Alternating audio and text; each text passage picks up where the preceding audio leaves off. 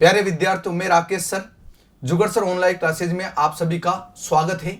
आज अपन बात करने जा रहे हैं मेवाड़ के इतिहास में महाराणा सांगा उर्फ संग्राम सिंह की, जो मेवाड़ की इतिहास में सबसे अच्छे शासक साबित हुए हैं। तो सबसे पहले अपन बात करने हैं कि महाराणा सांगा किसके पुत्र थे। तो मैं आपको बताता हूं कि मेवाड़ का एक राजा हुआ था राईमल, और राईमल के ज्येष्ठ पुत्रों में 3 ज्येष्ठ पुत्र हुए थे। और पहला जो पुत्र था उनका नाम था पृथ्वीराज सिसोदिया।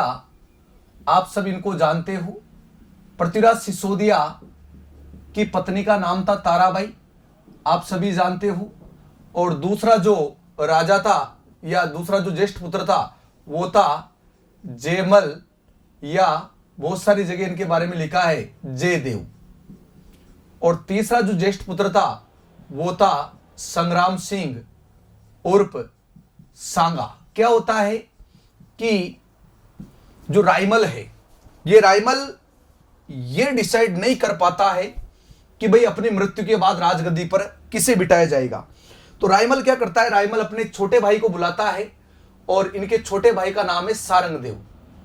और छोटे भाई को बुलाकर बोलता है कि भाई मैं तीनों में से डिसाइड नहीं कर पाया कि राजगद्दी पर किसे बिठाए। अब आप ऐसी कीजिए कि आपके तीनों भतीजों को एक ज्योतिषी के पास ले जाइए, और ज्योतिषी आपको क्या बताते हैं। तो जैसे ही सारंगदेव अपने तीनों भतीजों को लेकर ज्योतिषी के पास जाते हैं, तो ज्योतिषी जन्म कुंडलियां, जन्म पत्रियां और योग के आधार पर पृथ्वीराज सिसोदिया को मेवाड़ का राजा घोषित नहीं करती है। जयमल फिर बताता है भाई मेरे हाथ देख लो, तो जयमल से मना कर देते हैं कि भाई राजगद्दी पर तुम भी नहीं बैठोगे। जब संग्राम सिंह ज्योतिषी के पास जाता है तो ज्योतिषी बोलते हैं कि भाई योग तुम्हारा ही प्रबल है और राजगद्दी पर तुम ही बैठोगे। जब ये इनके चाचा सारंगदेव और जब ये तीनों भाई बाहर निकलते हैं तो ये पृथ्वीराज सिसोदिया और जयमल इस संग्राम सिंह पर वार कर देते हैं, और इनको इतनी बुरी तरह से मारते हैं कि इनकी एक आंख फोड़ देते हैं। अब आप देखो, राजगद्दी पर बैठने के लिए भाई की आंख फोड़ दी, उसको कांड्या कर दिया जिंदगी भर के लिए। और ये सारंगदेव जी इनका इलाज कराते हैं, और इनका जो इलाज कराते हैं फिर भी ये आंख हमेशा के लिए चली जाती है। ये चाचा इनसे बोलता है कि तुम तीनों लड़ो मत। इन्होंने बेचारों ने अपनी आंख पकड़ ली कि भाई तुम तीनों लड़ो मत, मैं तुम्हें एक ऐसे ज्योतिषी या पंडिताइन के पास ले चलता हूं, जो पंडिताइन जो भी बताती है वो सत्य होता है। ये पंडित बता रहा है ये सही बात नहीं है। तो तीनों को दिलासा दिलाते हुए एक पुजारन के पास ले जाते हैं। वो चारण जाति की पुजारन थी, वो कहीं गई हुई थी। इन तीनों चारों ने वेट किया, इंतजार किया, पुजारन आई। पुजारन ने भी जन्म पत्रियां और जन्म कुंडलियों के आधार पर इसका योग बताया। अब इनको पहले ही पता था कि ये मारेंगे, तो सारंगदेव ने पृथ्वीराज सिसोदिया को पहले ही पकड़ लिया। लेकिन भाई ये तो छूट गया ना। अब जब ये छूटा रहा तो इसने संग्राम सिंह को पुनः मारने का प्रयास किया।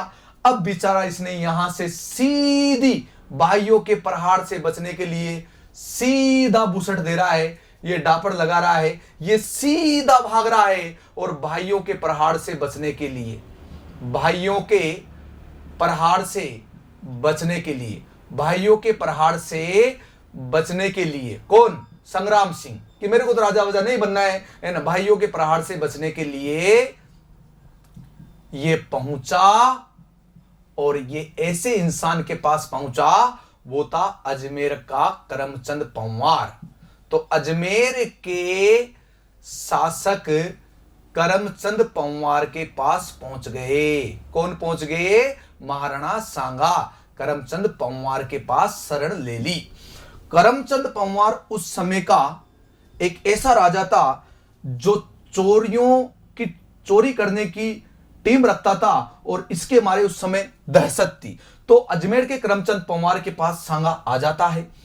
अब जब सांगा यहां रहता है तो सांगा को भी यह कार्य करना पड़ेगा। तो वो मेवाड़ का कौन सा राजा था जिसको अपने प्रारंभिक दिनों में चोरी का कार्य करना पड़ा?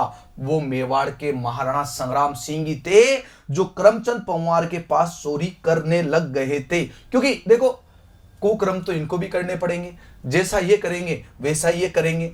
तो चोरी करते करते करते करते एक समय ऐसा आया कि मेवाड़ के महाराणा सांगा अजमेर के करमचंद पंवार का स्थान जरूर लेंगे। एक बार सांगा और सांगा के साथी चोरी करने जा रहे थे। सांगा को भूख लगी या उसके साथियों को भी भूख लगी, तो इन्होंने तय किया बीच रास्ते में कि भाई खाना बना लेते हैं। इन सांगा ने और सांगा के साथियों ने, जो करमचंद पंवार की सेना में जो चोरी करने वाली टीम थी, उन्होंने तय किया कि भाई 2 पेड़ देख लेते हैं। सांगा ने कहा कि मैं तो विश्राम करूंगा, कि भाई तुम विश्राम कर लेना, हम खाना बना लेंगे। सांगा के साथी विश्राम कर रहे थे और सांगा पेड़ के नीचे, सांगा के साथी खाना बना रहे थे, सांगा विश्राम कर रहा था। सांगा जिस पेड़ के नीचे सोया और जिस स्थान पर सोया, सांगा के जिधर की आंख उनकी चली गई थी, उस आंख के दाईं तरफ एक बिल था, सांप का बिल था। सांगा सो रहे थे, वहां से उस बिल में से सांप निकला और सांगा के जो सीने पर बैठ गया फन तान के।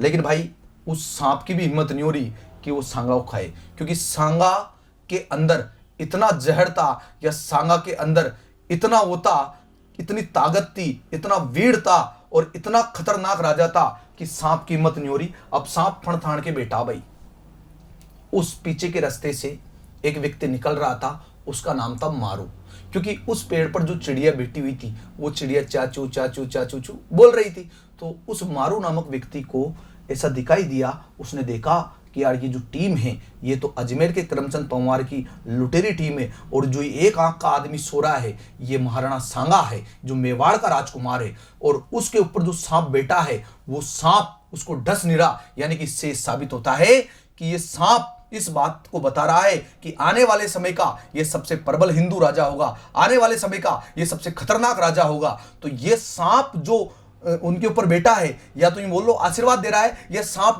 डसने से या सांप खाने से ही डर रहा है, क्योंकि सांप से भी ज्यादा जहर रखता था मेवाड़ का महाराणा सांगा। इतना खतरनाक व्यक्ति था। जैसे जैसे आप आगे बढ़ोगे, आप सोचोगे कि महाराणा सांगा ने क्या कर दिया।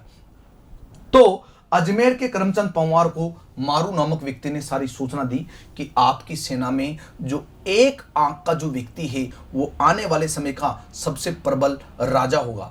तो अजमेर के करमचंद पंवार ने अच्छा रिश्ता कायम करने के लिए, ऐसा बताया जाता है कि अपनी पुत्री का विवाह भी महाराणा सांगा के साथ कर दिया था। सांगा चोरी करते करते करते करते करते करते एक ऐसे स्टेज पे जा पहुंचा था कि अजमेर के करमचंद पंवार ने उसको अपना स्थान तक दे दिया था। लेकिन सांगा को कुछ दिनों बाद एक सूचना मिली, जो ये पृथ्वीराज सिसोदिया जो बड़ा भाई था, ये जहर के लड्डू खाने से इसका देहांत हो गया।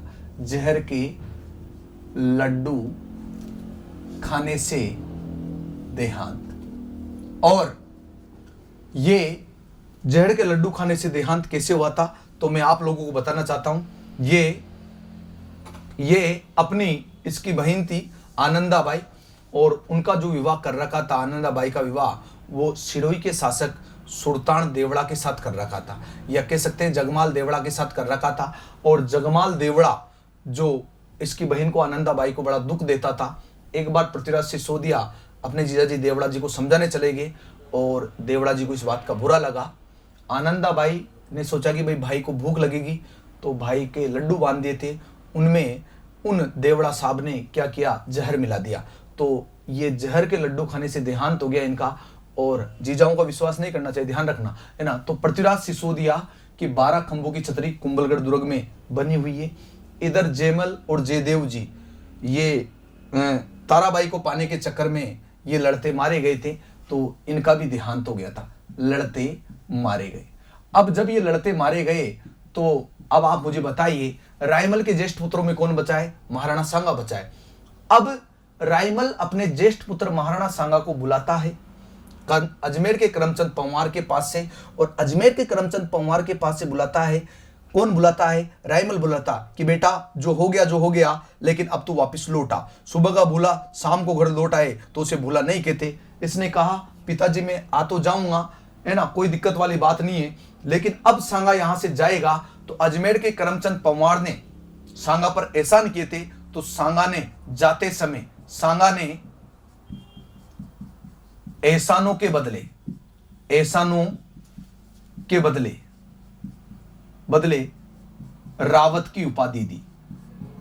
अजमेर के करमचंद पंवार को एहसानों के बदले रावत की उपाधि दी। सांगा जाएगा, लेकिन सांगा बिल्कुल जाएगा, और सांगा को अजमेर के हर विलास सारदाने सांगा को अजमेर के हर विलास शारदा ने 16वीं शताब्दी का हिंदू पद कहा। 16वीं शताब्दी में सबसे खतरनाक अगर कोई राजा होगा तो वो महाराणा सांगा रहेगा। 16वीं शताब्दी का हिंदू पद कहा। और कर्नल जेम्स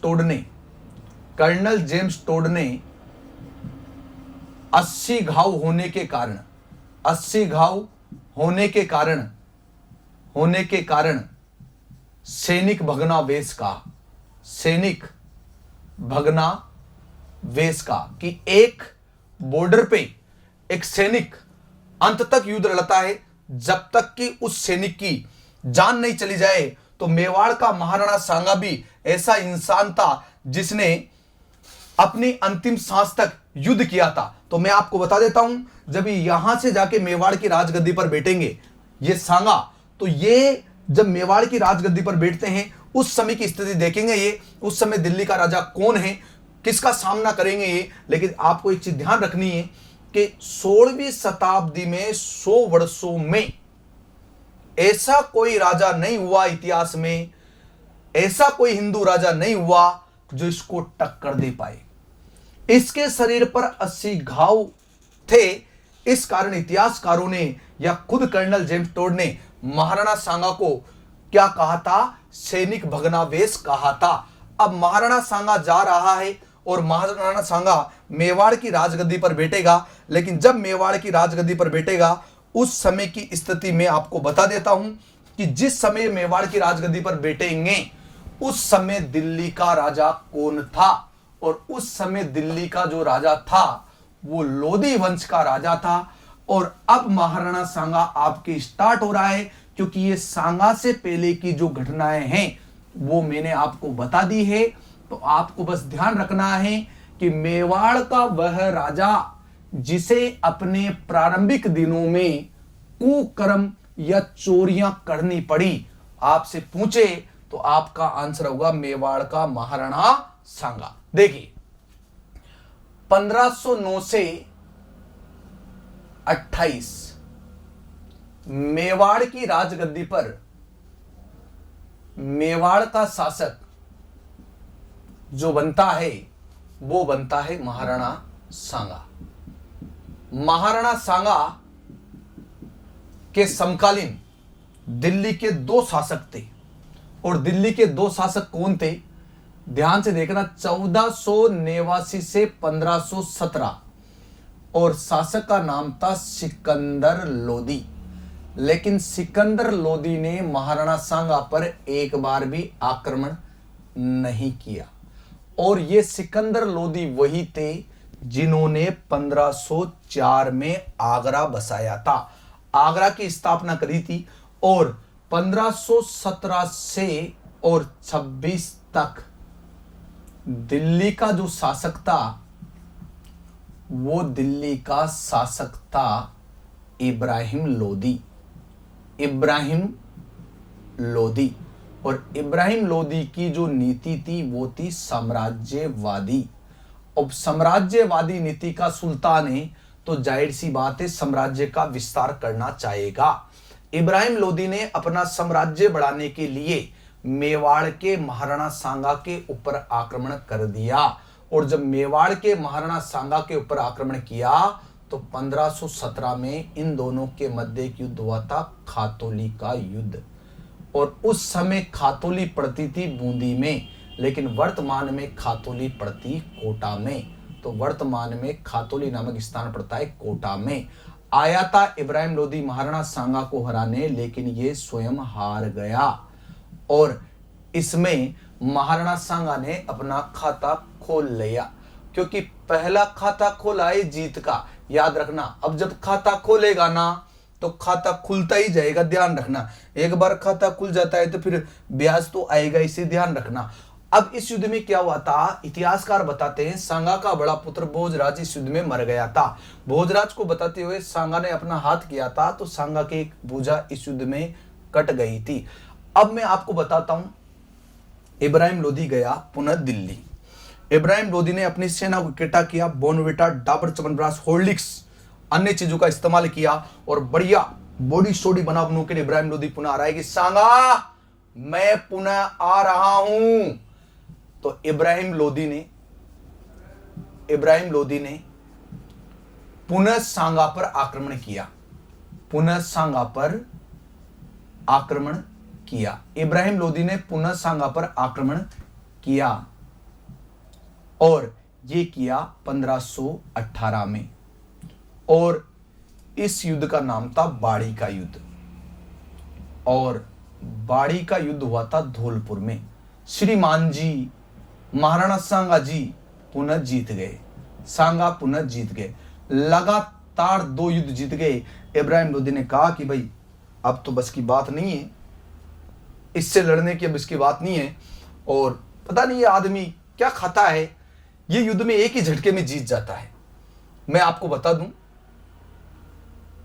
कि इस युद्ध में इब्राहिम लोदी के कई सेनापति थे, जिनमें बताया जाता है कि जो मुख्य सेनापति थे वो सेनापति थे मियां माखन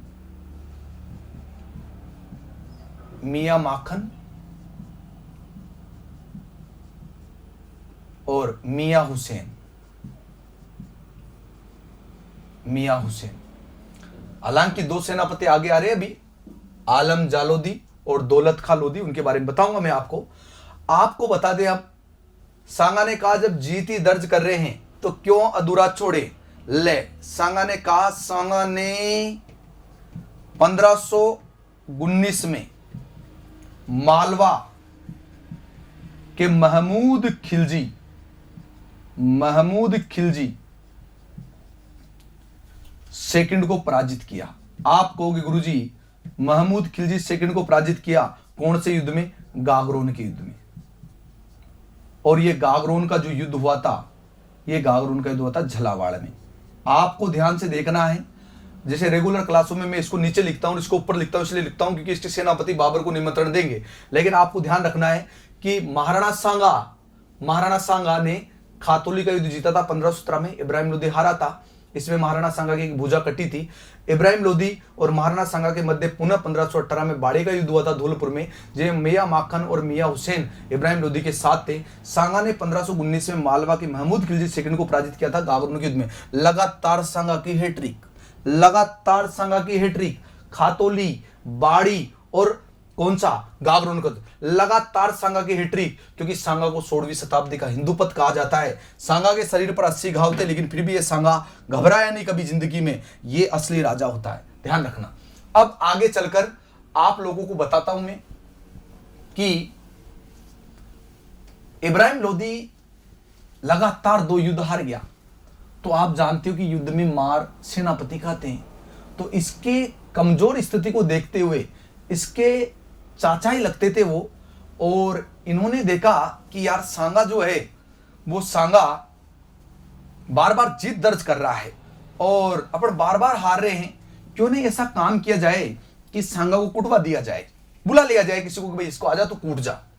तो देखो इब्राहिम लोदी थे, आप इनको जानते हो इब्राहिम लोदी को, और इब्राहिम लोदी के 2 सेनापति थे भाई, ध्यान से देखना। और 2 सेनापति है आलम खां लोदी, बोलते इतिहासकार के इनके चाचा थे, और दूसरे थे दौलत खां लोदी।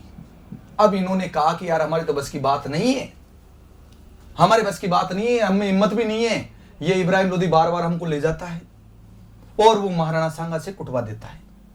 अब वो महाराणा सांगा जमे जिधर देता है, उन मन पड़े जिधर देता है, क्योंकि उनके एक आंख तो है ही नहीं है, वार करता है मुंह पे, पड़ती गर्दन पे। हमारी बस की बात नहीं है, 1-2 बार और अगर हमको लेगे ना ये इब्राहिम लोदी तो हम मर जाएंगे, हम इनके साथ युद्ध करने जाए नहीं। और हमको जहां जहां कूटा है, हम चारों तरफ हमको कूट डाला उसने, सांगा ने, जमे जहां ही देता है ना, हम उसके साथ युद्ध करने नहीं जाए। तो इस आलम खां लोदी और दौलत खां लोदी ने निमंत्रण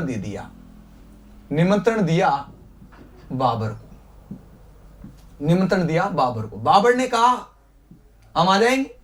बाबर फरगना राज्य का था, तैयार बैठा था। तो जैसे मान लो कोरोना वायरस चल रहा हो, परगना राज्य का। आ जाऊंगा भैया, मैं तो फिर ही बैठा हूं। इन्होंने कहा कि आप आ जाओ, दिल्ली पर अधिकार कर लो, परंतु एक काम करना पड़ेगा आपको। कि बोलो भाई क्या काम करना पड़ेगा? कि वो मेवाड़ का जो महाराणा सांगा है ना, उसने हमको खूब कूटा और हमको कूटा और हमको वहां कूटा जहां नहीं कूटना चाहिए, तो आपको कूटना पड़ेगा। बाबर ने कहा कि बिल्कुल हम आ रहे हैं, लेकिन सबसे पहले तो हम काम करेंगे ये कि जो दिल्ली की राजगद्दी पर इब्राहिम लोदी बैठा है उसको हटाएंगे पहले तो। कि आ जाओ आप, हम आपका सहयोग करेंगे। तो सुनना भाई, 21 अप्रैल 1526 को पानीपत का युद्ध हुआ। पानीपत का प्रथम युद्ध। और पानीपत का प्रथम युद्ध आप जानते हो हरियाणा के मैदान में हुआ, और इसमें युद्ध करने वाले थे बाबर वर्सेज इब्राहिम लोदी।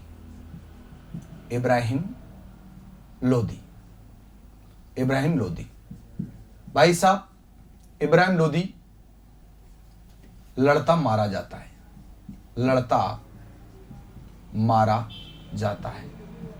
इब्राहिम लोदी लड़ता मारा जाता है। बाबर का भारत पर अधिकार हो जाता है। बाबर का भारत व दिल्ली पर अधिकार कब हो जाता है? 1526 में। और इसी 1526 में मुगल सत्ता की स्थापना। तो दिल्ली पर मुगल सत्ता की स्थापना 1526 में थी बाबर। अच्छा ध्यान रखना आप, इब्राहिम लोदी दिल्ली सल्तनत का एकमात्र राजा है जो युद्ध में लड़ता मारा गया। और मरना इसका उचित था यहां इसलिए था क्योंकि बाबर ने यहां तोपखाने का प्रयोग किया था। ऐसा बताया जाता है कि बाबर ने सबसे पहले बाजोर और भेरा किलों पर पाकिस्तान में जो स्थित है उन पर तोपखाने का प्रयोग किया था, लेकिन इतिहास में सिस्टेमेटिक तोपखाने का जो प्रयोग मिलता है वो पानीपत के युद्ध में मिलता है। तो पानीपत के युद्ध में इब्राहिम लोदी लड़ता मारा गया और बाबर का भारत पर अधिकार हो गया। अच्छा सुनो, जब बाबर भारत आया था तो महाराणा सांगा ने भी इसको निमंत्रण दिया था, और महाराणा सांगा ने कहा था कि भाई आ जाओ, आप आइए, इब्राहिम लोदी के विरुद्ध आप युद्ध लड़ेंगे, हम भी आपका सहयोग करने आएंगे, खुद सांगा ने कहा था। और जिस दिन पानीपत का युद्ध हो रहा था उस दिन सांगा ने अपनी सेना से कहा कि चलो अपन को बाबर का साथ देना है, क्योंकि सांगा समझता था कि वो आएगा तो अपन पे आक्रमण करेगा, इसलिए उससे दोस्ती कर लेते हैं। तो सांगा की सेना ने कहा था कि सांप को कितना भी दूध पिलाओ, एक दिन समय आने पर वो जहर जरूर उगलेगा, तुम बाबर का सहयोग करोगे, बाबर एक दिन तुम्हें जरूर हराएगा, और हम तो नहीं जा रहे। सांगा ने कहा कि भाई तुम भी नहीं जा रही तो मैं काहे को जाऊंगा, मैं भी नहीं जाऊं। तो सांगा भी नहीं गया था। उस समय बाबर को बहुत बुरा लगा था। बाबर ने कहा था कि यार हां की थी फिर भी अपना साथ देने नहीं आए, और सेना ने कहा था सांगा की सेना ने कि अगर तेरे को साथ देना ही ना सांगा तो तू इब्राहिम लोदी का दे, ये अपने भारत का मुस्लिम है, कम से कम भारत का तो है, तू एक विदेशी व्यक्ति का साथ दे रहा जो ट्रांस ओक्सियाना देश का निवासी है, परगना राज्य का आदमी है, हम नहीं जाएंगे। सांगा ने कहा कि मैं भी नहीं जाऊंगा। अब बाबर समझ रहा था कि भाई सांगा आएगा।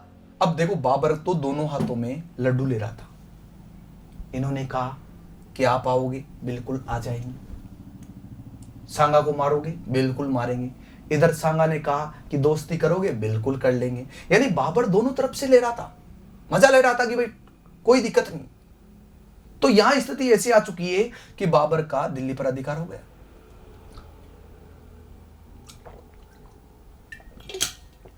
अब बाबर का दिल्ली पर अधिकार हो गया, आगरा का भी अधिकार हो गया, तो आगरा से लगाकर दिल्ली पर बाबर का अधिकार हो गया। देखो कैसे हो गया, समझो बात।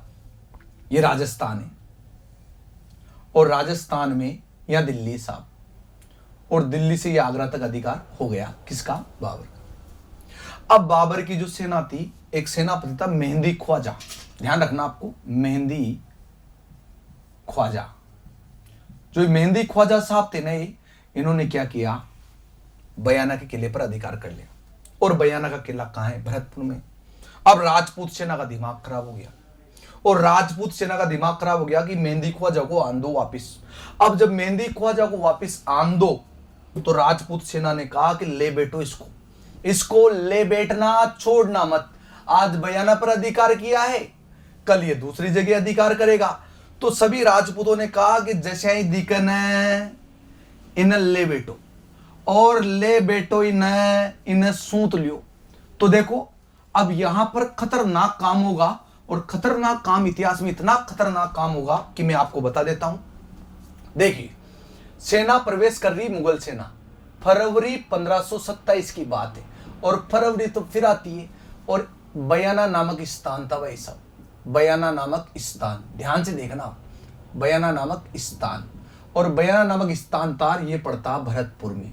अब क्या हुआ श्रीमान जी, सभी प्यारे विद्यार्थियों, एक तरफ पहले से ही मौजूद थी किसकी सेना, सांगा की सेना, और अब आ गई किसकी सेना, बाबर की सेना, और बाबर की सेना और सांगा की सेना में हो गया आमना सामना, और जब आमना सामना होगा तो परिणाम भी कुछ होगा। आप कहोगे नहीं गुरुजी आपने तो क्लास में बताया था कि दोनों सेनाओं के मध्य मुठभेड़ हो गया, अरे दोनों को भिड़ा लो, और जब आप जानते हो कि दो भिड़ते हैं तो तीसरा परिणाम निकलता है। आप कहोगे सर गुरुजी तीसरा परिणाम क्या निकला, तीसरा परिणाम जो आप सोच रहे हो वो नहीं निकलेगा, तीसरा परिणाम निकलेगा ये जीत गए और ये हार गए। अब आपको बताते हैं, इतिहास में इसे कहा जाता है बयाना का युद्ध। क्या कहा जाता है, बयाना का युद्ध। अब आप मुझे बताइए बयाना के युद्ध में कौन जीता, बयाना के युद्ध में सांगा की सेना जीती। आप लोग क्या करते हो कि ऑप्शन में जिसे आता है निम्न में से बयाना के युद्ध में कौन विजय रहा था, आप डायरेक्ट लिख दो सांगा, जबकि ध्यान रखना क्वेश्चन को पढ़ना अच्छी तरह से। पहला ऑप्शन आएगा सांगा, दूसरा बाबर, तीसरा आएगा सांगा की सेना, और चौथा आएगा बाबर की सेना। तो आपको ध्यान रखना है सांगा की सेना युद्ध जीता था। अब सांगा की सेना ने बाबर की सेना को इतनी बुरी तरह से मारा था यहां कि रेत में गाड़ दिया था, परमानेंट कर दिया, ऊपर से अंदर समाधि ले ली। और जब इनको इतनी बुरी तरह से मारा, 3 दिन में वो सहा सेना को, और 3 दिन में वो सहा, और इतनी बुरी तरह से मारा। जब ये बाबर के पास जाते हैं, जैसे बाबर इनको देखता है, बाबर बोलता है कि तुम्हारी हालत किसने करी है, तो सेना बोलती, वो आप कहते थे ना वो एक आंख का जो आपका दोस्त था उसने स्वागत किया है। बाबर ने कहा कि वो ऐसा नहीं कर सकता, आंख वो नहीं करी हो, ऐसे कैसे नहीं कर सकता, उसने किया जो भी किया जो, और यूं कहा कि बाबर भी होता तो उसको भी कूटता। बाबर ने कहा यार ऐसे कैसे हो सकता है। बाबर ने घुमाया फोन, ट्रिंग ट्रिंग, कि मैं बाबर बोल रहा हूं। सांगा ने की हाँ, कि तूने मेरी सेना को मारा। सांगा ने कहा कि मेरे को क्या पता, मैंने नहीं मारा, जबकि सांगा को पता ही नहीं हकीकत में सांगा की सेना नहीं मारा, सांगा को थोड़ी पता है। बाबर ने कहा इसका मतलब तुम्हें सबक सिखाना पड़ेगा, बाबर ने कहा इसका मतलब तुम्हें सबक सिखाना पड़ेगा। सांगा ने कहा देख भाई मैंने कुछ नहीं किया। नहीं नहीं सिखाना पड़ेगा। सांगा ने कहा भाई तू इतना ही कर रहा है तो आजा।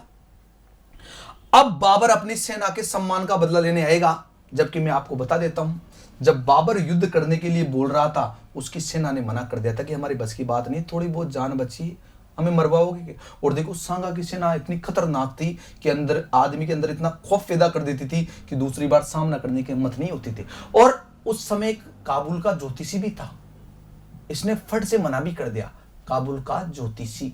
और काबुल के ज्योतिषी का नाम था मोहम्मद शरीफ। और मोहम्मद शरीफ ने यूं बोल दिया था कि बाबर तू युद्ध मत कर, तेरे ग्रह नक्षत्र ठीक नहीं है और तेरी युद्ध में हार निश्चय होगी। बाबर ने कहा कि मैं ग्रह नक्षत्र सब बदल दूंगा लेकिन युद्ध जरूर करूंगा, और युद्ध करूंगा, और जहां मेरी सेना की बेइज्जती की है उसी रियासत में मैं महाराणा सांगा की बेइज्जती करके आऊंगा।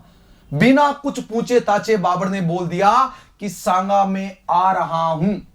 सांगा ने कहा कि न माने तो आजा, मैं भी तैयार है, बाट नाड़ रहा तारी तू कब आओ, है ना। तो देखो अब युद्ध होगा इतिहास का, ये मेरे अकॉर्डिंग, राकेश सर के अकॉर्डिंग राजस्थान के इतिहास का सबसे खतरनाक युद्ध मानता हूं मैं।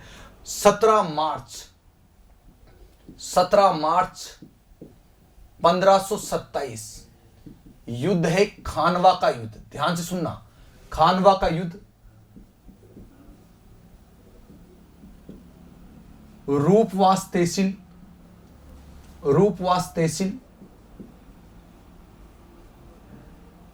भरतपुर गंभीर नदी के तट पर 9:30 बजे युद्ध होगा। 17 मार्च 1527 खानवा का युद्ध रूपवास तहसील भरतपुर गंभीर नदी के तट पर। एक तरफ श्रीमान जी मौजूद है सांगा, और दूसरी तरफ युद्ध करने को तत्पर तैयार है बाबर। अब ध्यान से सुनना, बाबर ने जब युद्ध का निमंत्रण या पत्र या बात कही थी तो सांगा ने अपने राजपूत भाइयों से कहा था कि भाई बाबर ने यूं कहा है कि सभी राजपूत युद्ध में सामना करना, अकेला सांगा ही नहीं। वैसे तो सांगा ने कहा था कि मैं अकेला ही काफी हूं, लेकिन बाबर ने कहा था कि सबको मारूंगा। तो सांगा ने क्या किया, सभी राजपूतों को अपनी ओर से निमंत्रण दे दिया। इसे इतिहास में कहा जाता पांति पर्वन, पांति यानी हिस्सा। अब इस युद्ध में बढ़ चढ़कर सभी राजपूत आएंगे, किसका साथ देने, महाराणा सांगा का। देखना लंबी चौड़ी फौज है, बोल्डी कम पड़ जाएगा, देखना आप, है ना। इसकी तरफ से लड़ने के लिए आया मालवा, ये सर्वप्रथम में लिख लेते हैं अपन, महाराणा सांगा की ओर से लड़ने के लिए देखो लंबी चौड़ी फौज लगेगी। अभी देखना आप, देखना मारवाड़ का शासक, मारवाड़ का गांगा व उसका बेटा मालदेव महाराणा सांगा से कहा कि हम लड़ेंगे, कल बाबर को कूटेंगे।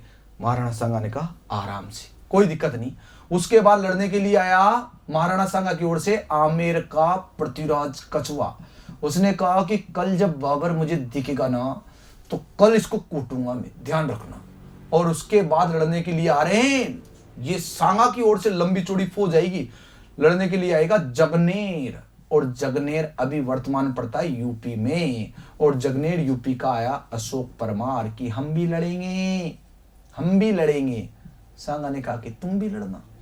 और उसके बाद आया चंदेरी। चंदेरी अभी पड़ता है एमपी में, उस समय पड़ता था गुजरात में। चंदेरी एमपी का शासक आया मेदिनी राय कि हम भी लड़ेंगे सांगा जी, कि आप भी लड़ लेना, हम कब मना कर रहे हैं आपसे।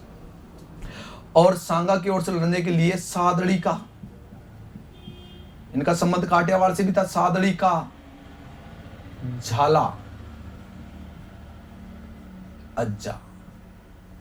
और सांगा की ओर से लड़ने के लिए मेवात का हसन खा मेवाती, मेवात का हसन खा मेवाती एकमात्र मुस्लिम है, याद रखना आपको, एकमात्र मुस्लिम। राजपूतों को निमंत्रण दिया गया था, लेकिन इसने कहा था कि सांगा हम आपकी तरफ से लड़ेंगे, क्योंकि हम ये नहीं देखेंगे कि हम हिंदू हैं मुस्लिम हैं, क्योंकि बाबर यहाँ का नहीं, हम लड़ेंगे आपकी तरफ से। और इनकी तरफ से लड़ने के लिए वागड़, डूंगरपुर, वागड़ का उदय सिंह ये भी आया। और इनकी ओर से लड़ने के लिए रायसीन, रायसीन भरतपुर, रायसीन का सहलदी तमर। और इनकी तरफ से लड़ने के लिए नागौर का खान ज्यादा, याद रखना क्योंकि अपने आप में क्वेश्चन है। और इब्राहिम लोदी का चचेरा भाई महमूद लोदी, याद रखना। अफगान थे ये, अफगान। महाराणा सांगा ने अपनी सेना में अफगानों को भी बुलाया था। तो ये सब बहुत सारे, और भी ईडर गुजरात का, ईडर पड़ता गुजरात का, और ये आया था भारमल। बहुत सारे महाराणा सांगा की ओर से लड़ने के लिए आए थे, अभी और बच रहे हैं, है ना।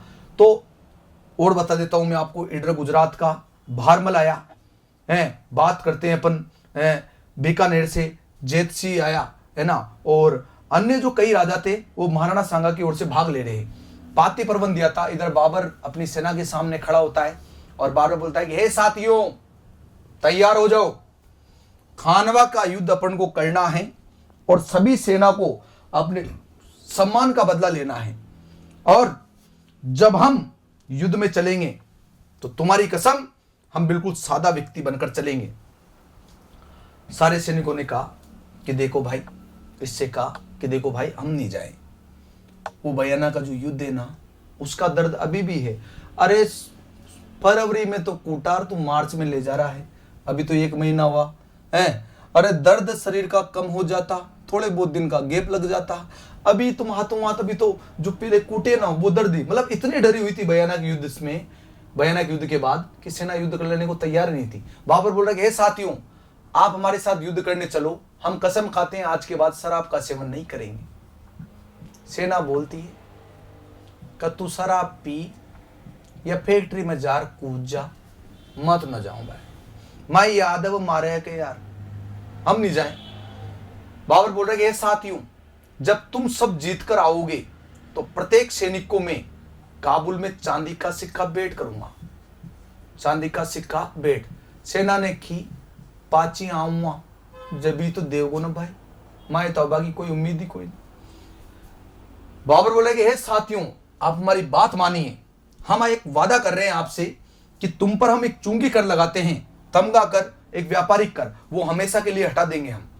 तमगा कर, तमगा कर या चुंगी कर, चुंगी कर हटा देंगे। देखो क्या होता है ये कर, जैसे मान लो जो ये सैनिक थे बाबर के, ये फुर्सत के दिनों में व्यापार करते थे, और जब व्यापार करते थे ना ये, तो जैसे 100 रुपये कमाते थे तो 20 रुपये काट लेता था बाबर। तो बाबर बोल रहा है कि भाई मैं, आप कमाओगे ना मेरे दरबार में, कितने भी कमाना, मैं मना नहीं करूंगा, आपसे कोई 1 रुपया भी नहीं काटूंगा, आपको पूरा ही पेमेंट ले लेना, आप जो भी कमाओ व्यापार में जो भी कमाओ सब आपका है। सेना बोल रही कि देख भाई, पहले 100 कमाते थे, आप 20 काटते थे ना, 80 देते थे ना, ऐसे करना आप तो अब 40 काट लेना, लेकिन आप हमको वहां मत ले जाओ। वो मारते ही क्या, वो राजपूत मारते, वो नहीं सोचते कि कहां पड़ेगी, हम नहीं जाए भाई। फिर बाबर को दिमाग खराब हो जाता है कि यार मैं तुम्हें समझा रहा हूं, तुम समझ ही नहीं रहे। बाबर बोलता है कि लाओ हमारी क्वार्टर लाई जाए, हमारी शराब लाई जाए, हम पियेंगे वापस। अभी थोड़ी देर मना कर रहा था कि नहीं पीऊंगा, है ना, अब बोलता है दारू पीने के बाद कि जिहाद का युद्ध है, जिहाद, जिहाद का युद्ध है, यानी कि धर्म का युद्ध है। अब यार एक बात बताओ, जब धर्म की बात आती है तो बूढ़ा व्यक्ति भी खाट पे से खड़ा हो जाता है, पलंग पे से खड़ा हो जाता है। तो इन्हें कहा कि भाई ठीक है अब युद्ध करना पड़ेगा। सेना तैयार हो जाती है, अब जिहाद का नाम लेते। बाबर बोलता है अपने पास तोपे भी है, और तोपे भी है, तोप चलाने वाले तोपजी भी है। पूछते भाई कौन कौन है तोपजी, तो एक है मुस्ताफ अली, और इसी ने महाराणा सांगा के सिर पर तीर चलाया था, मुस्ताफ अली। और दूसरा तोपजी है उस्ताद अली। और बाबर ने इस युद्ध में तुलगमा पद्धति का प्रयोग किया था, तुलगमा पद्धति, तुलगमा पद्धति का प्रयोग। तुलगमा पद्धति का प्रयोग का मतलब है यानी कि चारों ओर सेना बिछाई थी, और इनका काम था कि बारूद का प्रयोग करेंगे, और बारूद का प्रयोग करेंगे, और सांगा की सेना के घोड़े हाथियों के पैरों में बारूद छोड़ेंगे, अफरा तफरी मिल जाएगी। जिस प्रकार से आपको बताया दीपावली पर फटाखा चलाते हैं, तो फटाके चलाते हैं, अफरा तफरी, जब फटाके से मुर्गे छाप फटाके से ही जानवरों को पैरों में चला दो, अफरा तफरी मर जाएगी। तो ये बारूद ठोकेंगे, ये तुलगमा पद्धति है। और तुलगमा पद्धति का मतलब है कि बाबर पीछे था, सारी सेना आगे थी, साइड में सब जगह उसने सेना बिछा रखी थी। भाई साहब युद्ध हुआ, युद्ध प्रारंभ हुआ। यहां राजपूत सेना देखो आप, राजपूत सेना में 7 तो उच्च श्रेणी के राजा थे, 9 राव थे, और 104 सरदार थे। 7 उच्च श्रेणी के राजा सांगा की ओर से लड़ रहे थे, 9 राव लड़ रहे थे, 104 सरदार थे, 1 लाख सेना थी, इधर लगभग 50,000 के आसपास सेना थी। युद्ध प्रारंभ हुआ, सांगा युद्ध का प्रारंभ दौर जीत रहा था, लेकिन अपने ही करते हैं धोखा जैसे ही उनको मिलता है मौका। मेरी कहावत है, जब जब घर टूटा है पड़ोसी ने आकर लूटा है। तो महाराणा सांगा की ओर से लड़ रहे 2 साथी जा मिले रे बाबर की ओर, और बाबर की ओर जा मिले, और महाराणा सांगा इस युद्ध में हार गया। महाराणा सांगा की हार के कारण है सैलदी तंवर और खानजादा का विश्वासघात करना। अचानक महाराणा सांगा के सिर पर तीर लगा और महाराणा सांगा बेहोश होकर गिर गया। उस समय सरदारों ने, याद रखना, उस समय सरदारों ने रतन सिंह चुंडावत, जो सलुंबर का था, रतन सिंह चुंडावत से कहा था कि आप सांगा का राजमुकुट धारण कर आपके नेतृत्व में युद्ध लड़ो, लेकिन उसने मना कर दिया।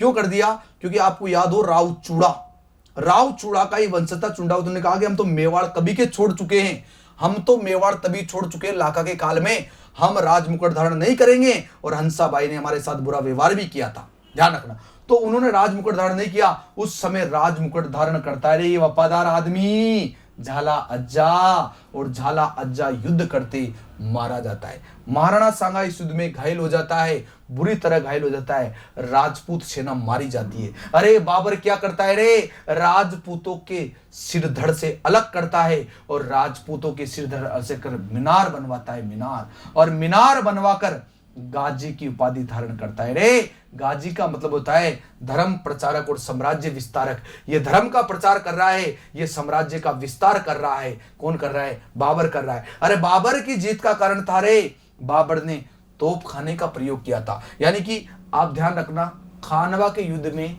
महाराणा सांगा हार गया था। अब आपको आज के जो एग्जाम है उसके हिसाब से मैं बता देता हूं। पिछली बार पूछा गया था कि निम्न में से महाराणा सांगा की हार के कारणों में से असत्य कथन है। तो आप देखना खानवा के युद्ध में महाराणा सांगा हारा, उसकी वजह क्या थी, बाबर जीता उसकी वजह क्या थी। आप सभी ये चीज ध्यान से देखोगे तो आपको ज्यादा अच्छा समझ में आएगा। देखो, लगातार 4 युद्ध जीतने के बाद आखिरकार 5वां युद्ध हारना पड़ा किसको, महाराणा सांगा को। अगर भैया वो महाराणा सांगा के साथ विश्वासघात नहीं होता तो वो आदमी नहीं हारता। तो आप ध्यान से देखना सांगा की हार के कारण, सांगा की हार के कारण, सांगा की हार के कारण नंबर 1 तुलगमा पद्धति। ये पहली बार प्रयोग हुआ था, तुलगमा पद्धति का प्रयोग किया था। नंबर 2 बाबर ने इसमें तोप खाने का प्रयोग किया था, जबकि सांगा इससे अनजान था, तोप खाना। नंबर तीसरी जो बात थी, सहलदी तंवर का विश्वासघात कर देना, यह भी हार का कारण था। तुलगमा पद्धति का प्रयोग, तोप खाने का प्रयोग, बाबर के पास उस्ताद अली और मुस्तफा अली, उस्ताद अली और मुस्तफा अली जैसे तोपजियों का होना, मुस्तफा अली जैसे तोपजियों का होना। और ध्यान रखना बाबर की सेना संगठित थी, जबकि सांगा की सेना दलों में बटी हुई थी। 7 राजा थे, 9 राव थे और 104 सरदार थे। सांगा की सेना दलों में बटी थी, ये भी एक हारने का। और कितने दलों में बटी थी, 4 दलों में बटी थी, ये भी हारने का एक मुख्य कारण है। तो ये खानवा के युद्ध में महाराणा सांगा के हार कारण, जो महाराणा सांगा की हार के कारण है वो किसकी जीत के कारण है, बाबर की जीत के कारण है। महाराणा सांगा घायल हो गया, इस युद्ध में बुरी तरह से घायल हो गया। सांगा बेहोश रहा और सांगा को कुछ वर्षों बाद होश आएगा। कुछ वर्ष नहीं कह सकते, 10 से 11 महीने बाद ये सांगा ठीक होगा। और सांगा ठीक होने के बाद क्या करेगा, क्योंकि देखो पहले शहर था, वो शहर अब जख्मी हो गया। और जब शहर जख्मी होता है तो वो पहले से भी ज्यादा खतरनाक होता है, और पहले से भी ज्यादा खतरनाक होगा तो क्या होगा, सांगा बेहोश से, सांगा यहां से सीधा कालपीचल एमपी की तरफ चला जाता है। तो ध्यान से सुनना, ये सांगा इलाज चल रहा है इसका तेरे नाम के सलमान खान की तरह, आयुर्वेद इलाज चल रहा है, जड़ी बूटियों का इलाज चल रहा है। सांगा बेहोश है, सांगा के साथी सांगा का इलाज कर रहे। अचानक सांगा ने आंखें खोली, और आंखें खोलते उसको तो एक दिखा। जब 2-4 साथी देखे कि उसको पता ही नहीं था, उन्हें पूछा कि भाई बाबर कहाँ है। सभी साथी ढूंढने लगे कि बाबर ने सबको मार दिया। सांगा ने कहा कि चलो पुनः बाबर को पराजित करेंगे। तो सांगा बाबर को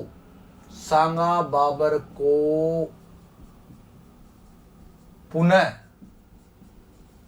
पराजित करने की योजना बनाने लगा। अब जो उसके साथी थे ना, इन्हें कहा ना कि सेना का संगठन करो, संगठित करो सेना को। तो इसके दोस्त आए, इसके दोस्तों ने आके चर्चा करी कि इना इतना तो मरवाई दिया, थोड़ा बहुत और अपन बचिया, इन और मरवाओ गयो, जैसे कराए दवाई दे रिया, बांट मजेर बांट दिया। तो सांगा को साथियों ने कालपी, ये पड़ता एमपी में जहर। अब जहर दे दिया, इसके बाद क्या होगा, डायरेक्ट मसान होगा ना भाई, ये मसान हो गया। ये सांगा चला गया, दुनिया छोड़ गया, मैं तेरी दुनिया छोड़ चला। सांगा का चबूतरा बसवा, यहां सांगा के शव को रखा था जब कालपीच लड़ते। बसवा दौसा में बना है। निर्माता पूछे तो पृथ्वीराज कछुआ बताना है। सांगा का चबूतरा किसने बनवाया था, पृथ्वीराज कछुआ। सांगा का दाह संस्कार, सांगा का दाह संस्कार मांडलगढ़ कहां, भीलवाड़ा। यहां सांगा की छतरी बनी।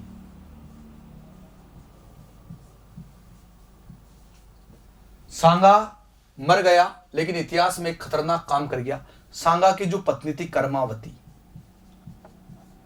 ये कर्मावती बूंदी के नरबद सिंहाड़ा की पुत्री थी। बूंदी के नरबद सिंहाड़ा की पुत्री। आपको मैं बता दूं कि सांगा के पुत्र थे, सांगा के 4 पुत्र थे। भोजराज जो युद्ध में मरी गया, रतन सिंह सेकंड अभी जिंदा है, और जो विक्रमादित्य एक ये था, और एक था उदय सिंह। अब आप लोगों को इतना भी बता दूं मैं आपको कि दोनों जो पुत्र थे ये कर्मावती से पैदा हुए थे। सांगा और बाबर की सेना का अनुपात 1:2 था खानवा के युद्ध में, ध्यान रखना। दुगनी सेना थी राजपूत सेना। और आपको एक चीज और बता देता हूं मैं एक्स्ट्रा कि सांगा और बाबर की सेना का अनुपात 1:2 था। बाबर ने अपनी आत्मकथा तुर्की भाषा में लिखी थी, तुजक ए बाबरी। तुजक ए बाबरी अडमी नोट कर लो, ये तुर्की भाषा में थी। कौन सी भाषा में थी? तुर्की भाषा में थी। तो कभी भाषा ही बोले थे किस भाषा में लिखी थी। इसमें इसने महाराणा सांगा का भी वर्णन किया था। अब ये आपने महाराणा सांगा पढ़ा, अब आपको कितना टाइम लग गया। अब सभी प्यारे विद्यार्थी एक बात और सुनना, मैं महाराणा सांगा को आपको 2 मिनट में याद भी करा सकता हूं।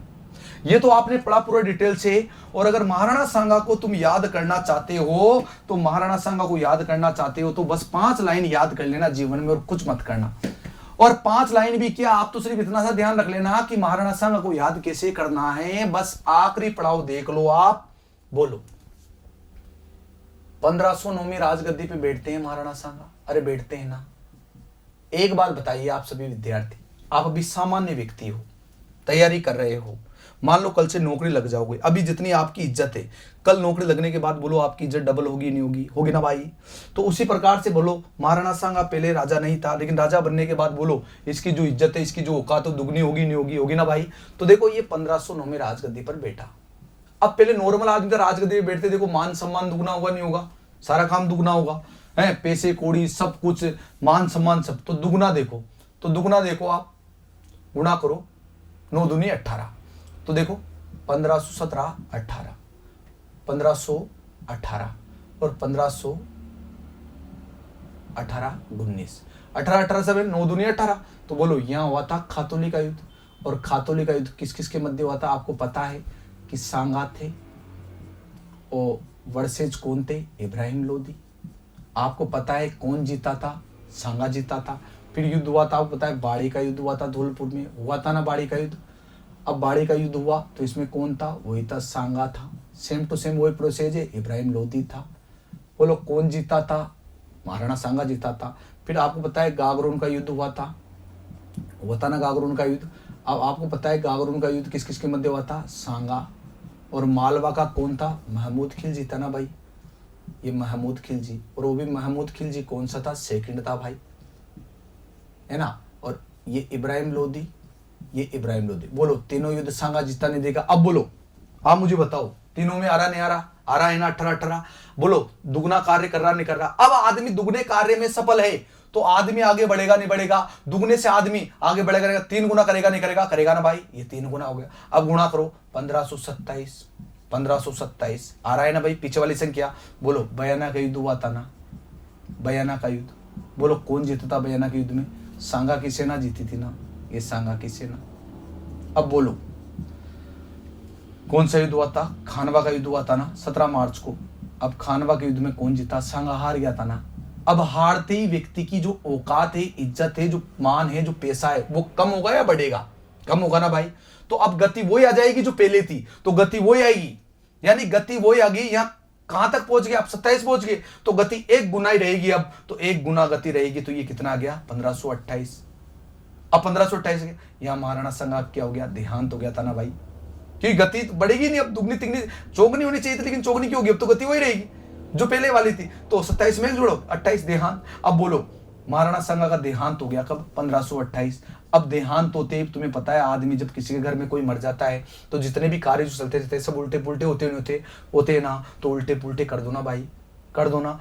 15 के तो कितने हो गए? 14, और 8 आगे इधर 2 चल के पीछे। यहाँ महाराणा सांगा का जन्म हुआ था। यहाँ महाराणा सांगा क्या होता? ये जन्म है, मृत्यु है, ये गति है। ये महाराणा सांगा 1 मिनट में याद कर सकते हो आप। धन्यवाद दोस्तों।